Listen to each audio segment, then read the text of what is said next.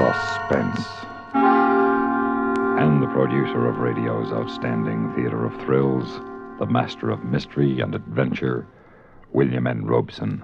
Am I my brother's keeper has often been the agonized cry of mankind when the troubles of his fellows have been heaped upon his shoulders. Our story tells of a man who was not his brother's keeper, but who was designed to be his brother's corpse, and it requires one actor to play identical twins. Now, dual identity roles are difficult enough in the visual medium, but they can be solved by technical tricks. In radio, they depend completely on the vocal skill of the actor. That is why we have asked one of radio's finest actors, Mr. Carl Swenson, to complete this assignment. Listen then as Mr. Swenson stars in The $5 Tip, which begins in exactly 1 minute. Another visit with Joe and Daphne Forsythe. Joe, Yeah, Daphne? you think I should go on a diet? No. But I'm adding weight. Only in the right places. Flatterer. Seriously, if I put on any more pounds, I'll be out of style. What style? The current one. It calls for that slim, chic look. The beanpole look, you mean. Boy, I don't get it. Here we are, citizens of the healthiest country on earth, with hundreds of different kinds of good food. And what are Americans doing? They're starving themselves. Well, it's fashionable. I don't want you to lose interest in my figure. Don't worry, I won't. Say, speaking of that, look at this. Here's a figure with real interest. Oh? $45 billion. It says here in the paper that the investment in United States savings bonds has reached more than $45 billion. What do you think of that figure? That's a lot of money. And just think, every $3 invested in bonds pays back $4. That's real interest for you. I know. And every savings bond is guaranteed by the government. Right. Oh, Joe, I wish you cared about my figure the way you do about those bonds you buy every payday. Honey, I've got great interest in both. Well, you just see that you stay that way. And now,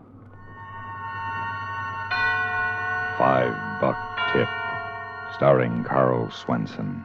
A tale well calculated to keep you in suspense.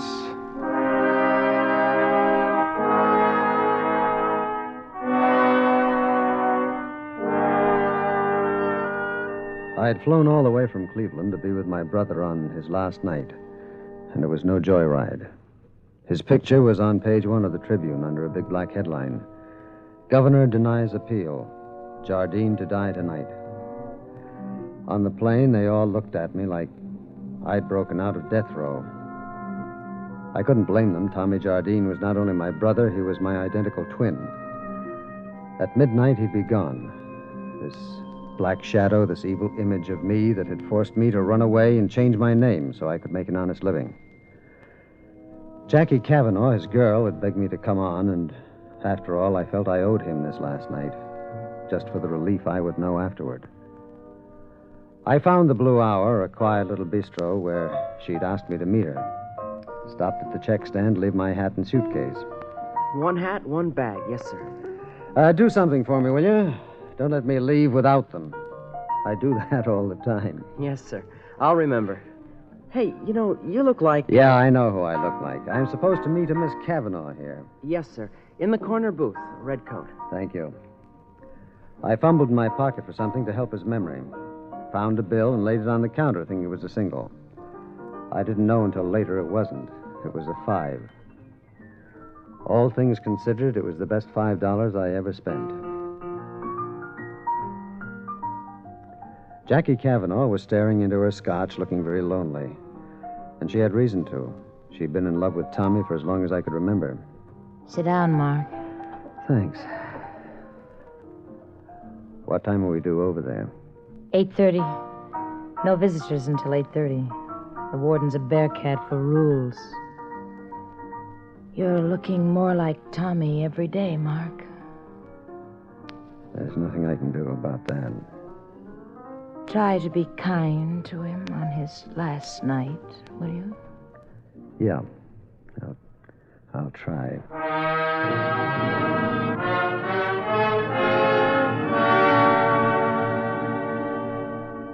I had a double scotch, and then another one.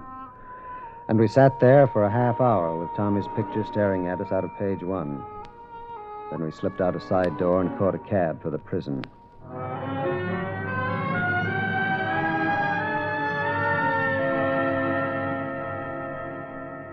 The warden was a thin-faced, white-haired man with a tired, worried look in his eyes. I'd like you both to know you're legally entitled to visit Tommy Jardine tonight, but I must also make clear I don't approve of it.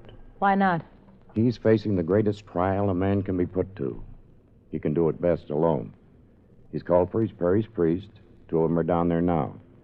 But if you insist on seeing him, you'll have to decide now. In 5 minutes, the main gates will be locked until after the execution. Mark, I think I'll stay here.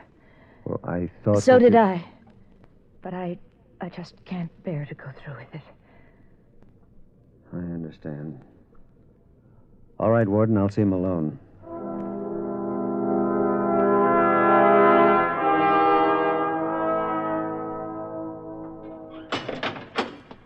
So you're the twin brother, huh?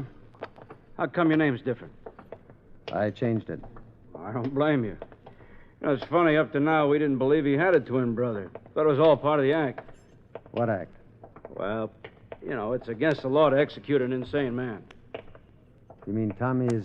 Crazy as a coot. Or at least that's what he'd like us to think. It's turned into an endurance contest. 3 days and nights without a let-up. And you know what it'll add up to, don't you? He'll go to the chair, sound insane, and we'll go to the nut house.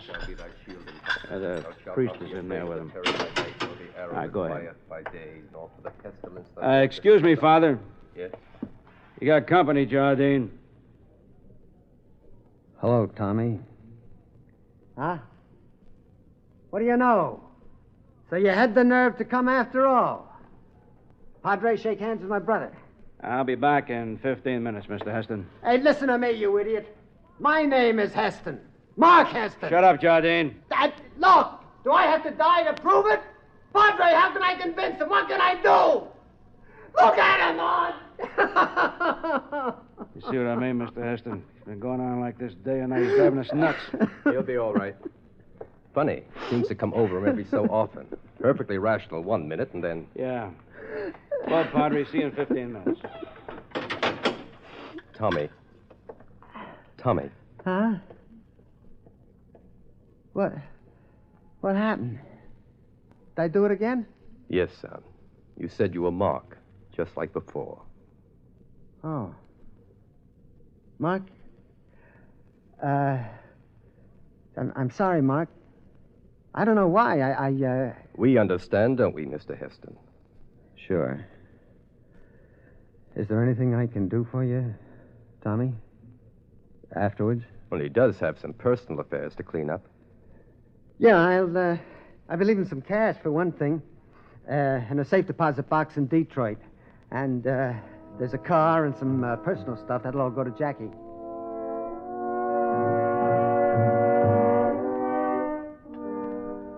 I took a pencil out of my pocket and looked around for something to write on.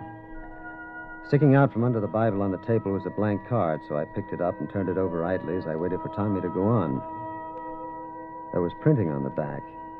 It said, Fingerprint Record, State Penitentiary. And it had Tommy's picture and history, but the spaces for the fingerprints were blank. Then they jumped me. I got him, Tommy. The arms, Mike. Get his arms. Got him. Get the needle inside the book. Pages cut out. Okay. Hold him still now.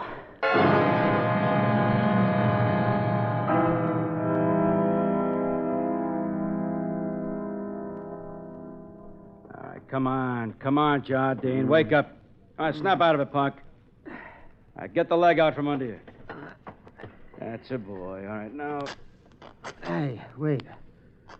What are you doing? What is this?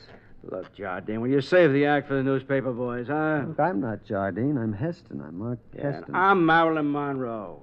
Hey, wait, listen. Oh, you listen, Jardine. I'm fed up with this act. You either play ball or job or no job, I kick your teeth in. Let go of me. What are you doing? I'm slitting your trouser leg because that's where we fasten the electrode. It's 10 after 11. In less than an hour, you go to the chair.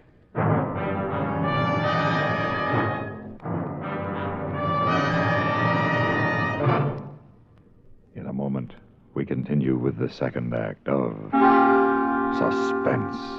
Memo on medals. Interesting information about our military awards and decorations. Campaign medals were authorized by Congress in 1905 for all officers and men engaged in specified wars and military action, including such widely divergent battles as the Civil War in the United States and the Boxer Rebellion in China. The Navy and Marine Corps have a special Manila Bay Medal for members of the United States Asiatic Squadron under command of Commodore George Dewey in May of 1898.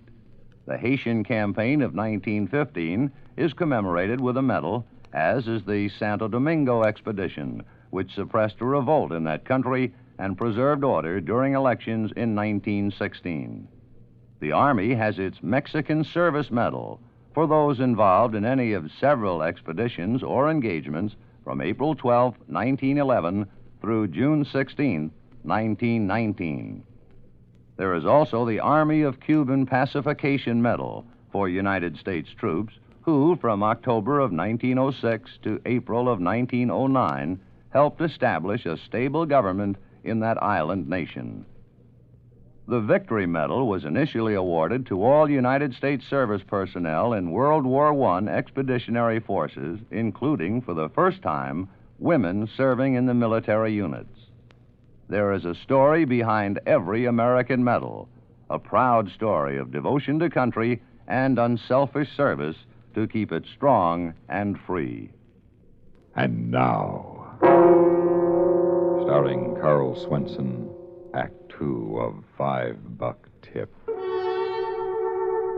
Slowly, one by one, the facts came into focus.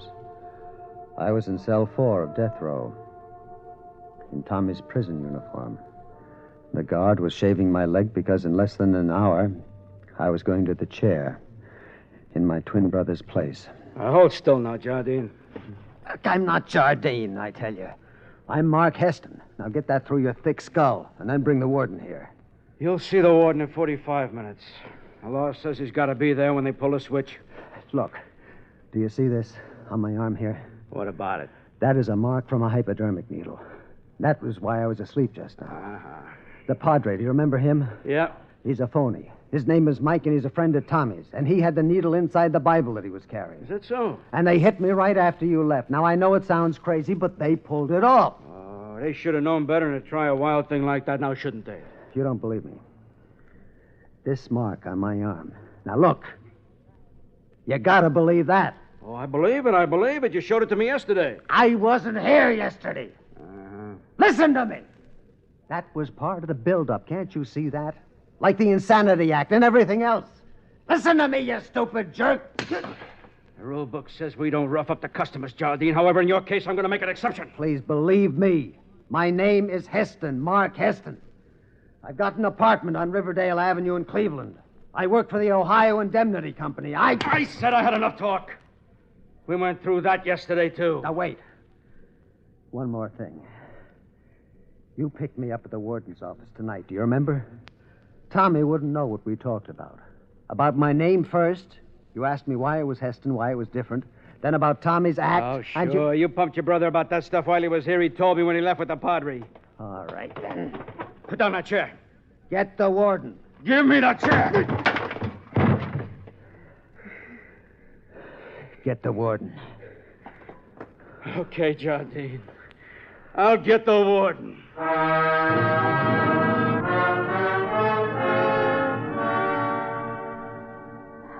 I can't stand it. I can't stand it another minute. Look, warden, I gotta get her out of here. She's going to pieces. Can't you see that?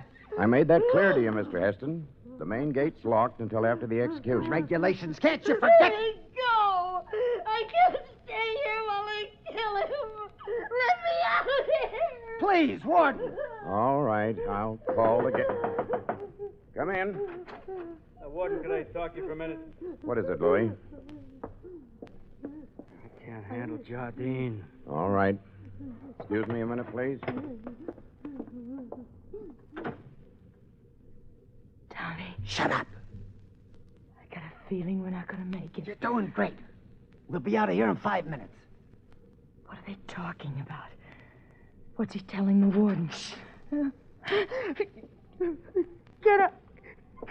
I go now, Warden? I'm afraid you two will have to stay here in the office for a few minutes. I may need you.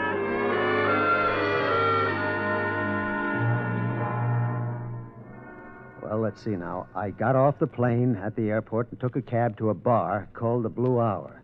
She said she'd be waiting there for me. Jardine, listen to me. Don't call me Jardine. I'm Mark Heston. There's only a half hour to go, Tommy. This won't do you any good. Warden, please, listen to me. He has been planning this for weeks. The girl, too, and that phony padre. They had it all worked out right down to the pinprick in his arm. Now, please, just let me talk to them. Give me 2 minutes with them. That's not much to ask, is it? The girl couldn't take it. That's an act. Can't you see that? It's an act. Louis. Yeah, Warden. Mr. Heston and Miss Cavanaugh are waiting in my office. Bring them down here. Yes, sir. Well, what about Mike? Mike? That phony padre. He left. He said he couldn't do anything more for you. Said it was up to the prison chaplain now. Chaplain, Warden, can't you... Tommy, listen to me. Tommy, I'm not Tommy. I'm Mark Heston.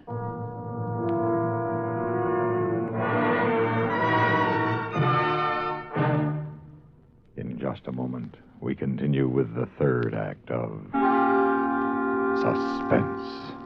We have, together, ample capacity and freedom to defend freedom. This is NATO, the North Atlantic Treaty Organization. The 15 nations comprising the North Atlantic Treaty Organization have reaffirmed their faith in the aims of the United Nations. They have reaffirmed a desire to live in peace with all people, all governments. NATO is a framework within which the member nations can cooperate in every way to achieve peace and freedom for the world in our time. The United States of America is a part of NATO. You should be aware of and alert to the objectives and programs of the North Atlantic Treaty Organization. And now, starring Carl Swenson, Act 3 of $5 Tip.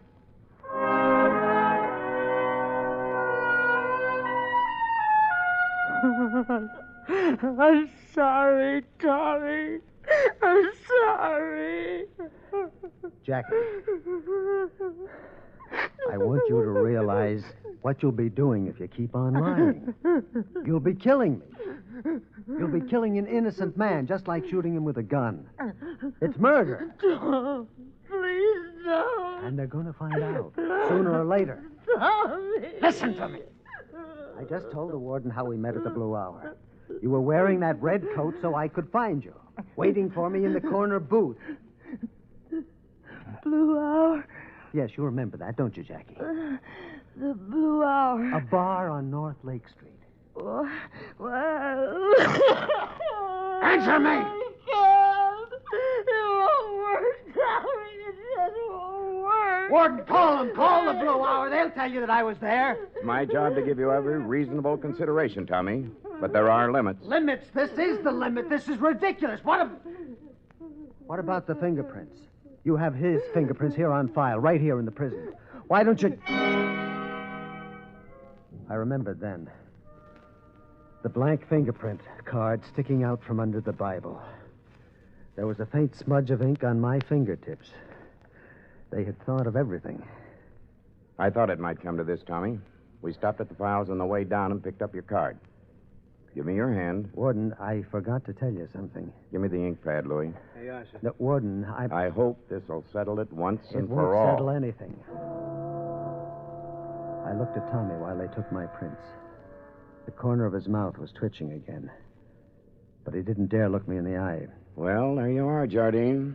They match perfectly. Well, of course they match. They're my prints on the card. My brother and that phony priest took them while I was unconscious and switched cards in the files. Come on, Louis. Yes, sir. Tommy, it's 20 minutes to 12. Prison chaplain will be here in 5 minutes if you want him. Wait! Look, don't you walk out on me. I am Mark Heston, I tell you. There was a switch. Look! Look at him! Can't you see it? You've got the wrong man! The wrong man! There was my last faint hope. And all that was left was the horrible, unbelievable truth. They were going to do it. They were actually going to execute me. The lights dimmed, then brightened, and then dimmed again. And from down the corridor behind the door came a faint whine. With 15 minutes to go, they were testing the chair.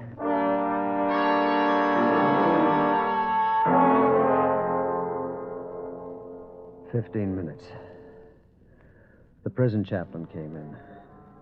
I had nothing more to say, nothing anyone would believe, so I told him to go away. Then Louis came back with a couple of assistants, and they shaved my head. 8 minutes. 7. 6. A kind of paralysis took me. I could hardly stand up. I could hardly breathe. 3 minutes. The chaplain came back again, and more guards. Finally, the door to the block opened, and the warden walked toward my cell. The hands on the clock over the door were almost straight up. The time had come. The warden moved slowly through the crowd of witnesses, white-faced and shaken. He took my arm. Come on, Mark. Okay. There's nothing left to... Wait. You called me Mark.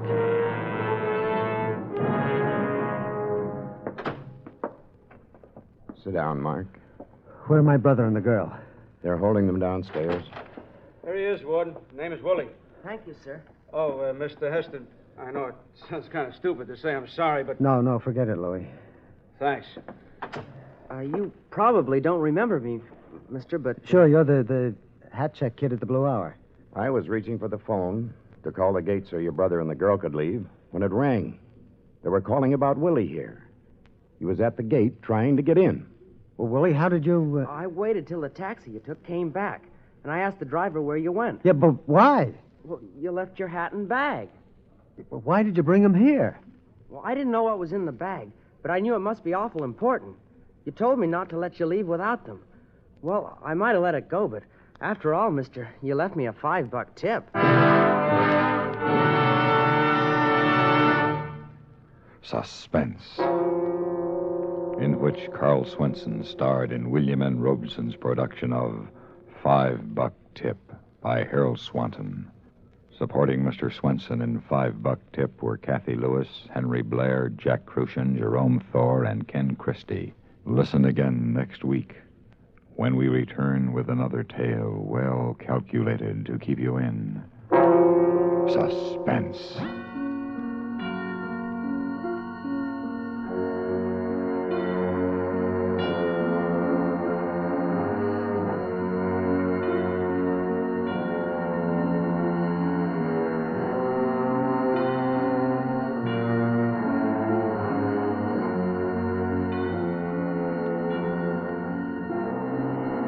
Suspense has been brought to you through the worldwide facilities of the United States Armed Forces Radio and Television Service.